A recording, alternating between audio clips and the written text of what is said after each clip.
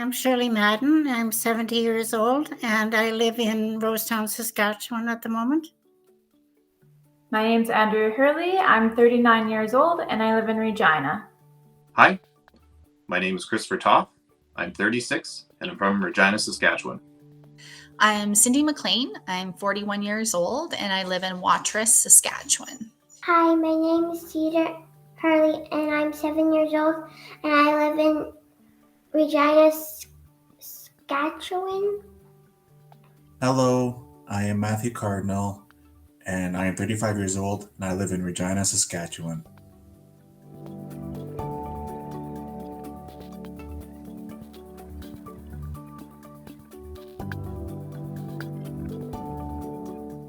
The original COVID that I had back then, it was 14 days, right? So I stayed home for the 16 days. And when I was home, my symptoms weren't that bad. I didn't need any medical intervention. I felt fine at home dealing with it, managing it. I remember I slept, there's 2 weeks and I slept most of the days and the nights. I had the fever.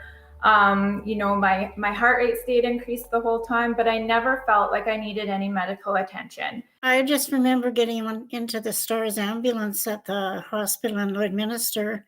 And after that, for 2 months, I was in a coma. So I don't really remember anything the first 2 months other than what the kids recorded day by day. I've been sick for 10 months. I've definitely had improvement. I consider myself on a recovery journey for sure. The symptoms definitely changed throughout my COVID experience. My symptoms lasted until I would say sometime in early April is when I got a doctor to prescribe me something to help with it. And that was a antibiotic as well as an inhaler steroid. I've never had breathing issues previous to this, so I was finding it hard to breathe. So I was prescribed a steroid to help with the breathing. So I was taking that multiple times a day. April 1st, I believe, was when I was in the COVID recovery unit on the 3rd floor. I was in the hospital for 9 days, till April the 9th. Well, I had to shave my hair. I was extremely fatigued would be my primary issue, and a lot of brain fog.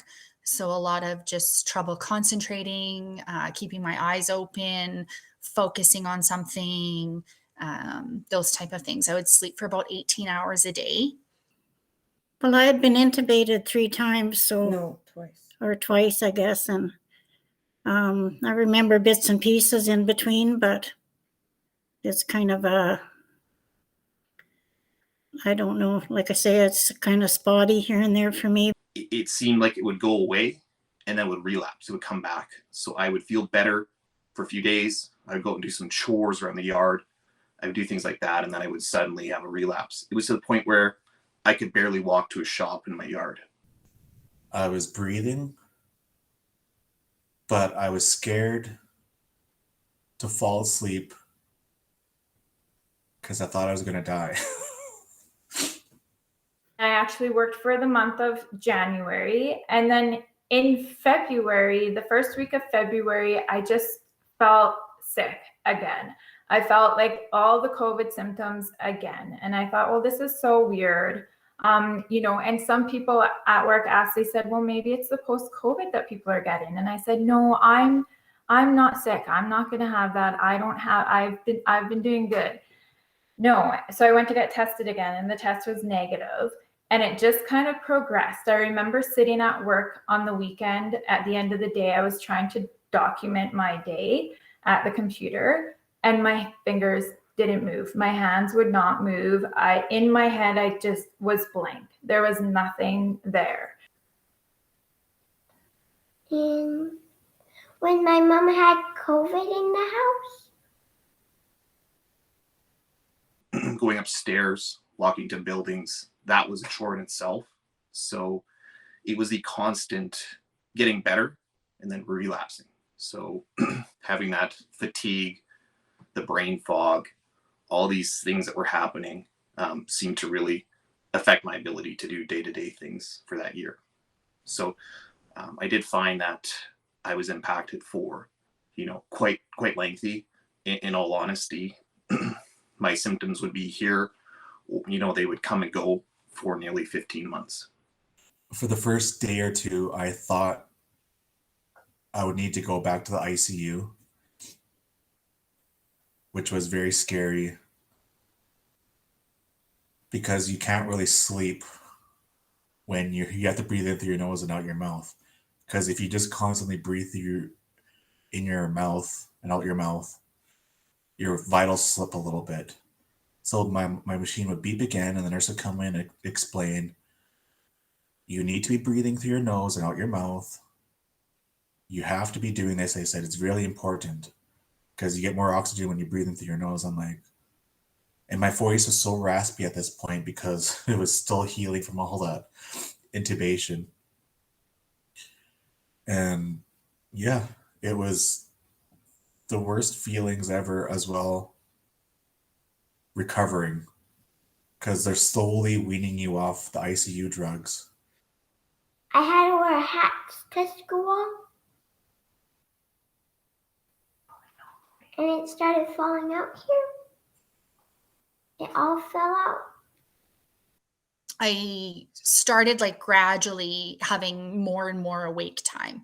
So basically, instead of people would say, well, how long are you sleeping? I would just tell them how long I was awake because that was easier to remember. So I would just say I was awake for 6 hours today or 4 hours. So a lot of sleeping, a lot of fatigue. I wasn't processing things properly. I wasn't thinking things properly, like total disassociation. I was thinking about my clients and not myself, which is very nurse-like. And then it just kind of, these neurological symptoms progressed, and I was having a lot of head pain. So at that time I knew this is something seriously wrong. And I got medical attention, and then I was put on stroke alert, actually. I went to my doctor. I had no short-term memory. I didn't remember what was going on with Cedar's health. She was kind of doing a cognitive test on me, asking about that stuff because I was just in the office with her for Cedar, and I didn't remember anything. I had to have blood work. You can't drink fluids just yet. You can only have ice. Your foods had to be gelatinized. And I was so weak. I was so shaky. I couldn't do anything by myself. So she put me on stroke alert. I had an MRI which showed a new lesion on my brainstem. And then I was in the hospital for 9 days with symptoms of that, and to try and get that diagnosed, thinking, and that was before there was so much information about post-COVID. So that was trying to get this brain lesion diagnosed. Is this a disease pathway? Is this, is this stroke? What is this? And I remember I kept saying, I haven't really felt good since having COVID. And I feel like I have COVID again. I feel like this is related. And I was told, well, COVID is 14 days. You're testing negative now. It's over. But they're decreasing my steroids that I'm on right now, so I may have to go back on oxygen if that doesn't pan out too good. But other than that, I feel real good. My appetite's good, and It used to be blonde. It's straight too. Now it's curly though, right? It used to be straight, but now it's curly. When she was losing her hair, I noticed she would tire super easy. Like she would go to school, she would come home and have a nap, and that's not like Cedar at all. Like usually she'd come home from school and have a lot of energy. She would tire easily. She would actually sometimes throw up at the supper table. So when she would because I was kind of going through the similar thing at the time, I realized I'm like, oh, when she's overdoing it, then she is getting sick, she's getting nausea, she's getting vomiting, but she's not able to regulate that on her own. She didn't know what was going on. So I would kind of have to watch for the symptoms and then, okay, like time to go lie down and things like that. As I realized that I wasn't getting better, as I realized that, hey, this is really hanging on and this isn't something that's just going to go away. You'd kind of hear the term long hauler thrown around and, I'd be like, nope, that's not me. I'm not a no, it's good. And eventually it's like, yeah, I am a long hauler and this isn't going away tomorrow. I'm getting better every day. I'm getting more strength and a little bit more energy, and I don't have to use oxygen anymore. It's been a little over 2 weeks that I have been off oxygen. The diagnosis came in that this is a stroke. This lesion is definitely a stroke. And this stroke is secondary to COVID because COVID has this hyperinflammatory state and then the hypercoagulable state what is it? I don't know the word. Yeah, so it causes inflammation and coagulation of the blood. And usually they see that during COVID when people are sick with it. And so this is kind of different because it was after.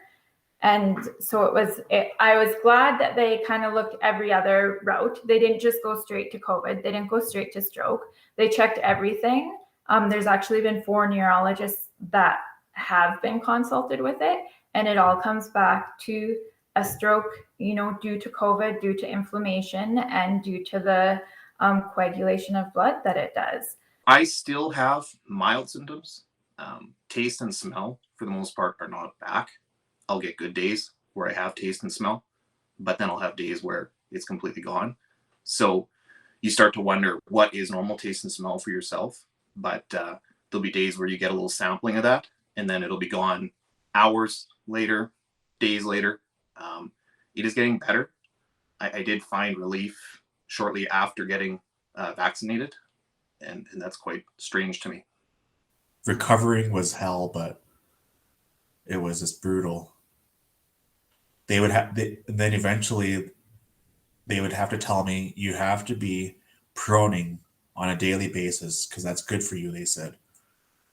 So they explained we're going to have to flip you and you're going to have to lay on your stomach. They said it's going to hurt, but it has to be done. They said it's really good for COVID recovery. Well, what do I do now, right? Like I'm kind of in this okay for half a day and then I would crash and these symptoms would come on and they were actually pretty scary at the beginning, mixed with the stroke lesion. I go for long walks and I get out of breath quite easily, but with a few breathing exercises and whatnot, it comes back up. The levels come back up quite fast. And but I was diagnosed with type 2 diabetes, COPD, AFib with my heart, and irregular heart rhythm. And that's all since COVID. I didn't have those before. I used to call it the COVID gauntlet because it was like, it could be every week a different symptom would be thrown at you. So I could be really nauseous for 1 week and then have no problems being nauseous for the rest, or palpitations really bad. And it would come and go. So it was just like the symptoms would just appear and it could be something that you never had prior to that. I'm under 40 years old. I have no health history at all. And in a way, we were relieved to hear that it was a stroke. It's a small stroke, but why, under 40, relieved to hear that it's a stroke. That's COVID life. For the most part, my journey's been a progressional recovery. I've never felt 100% since.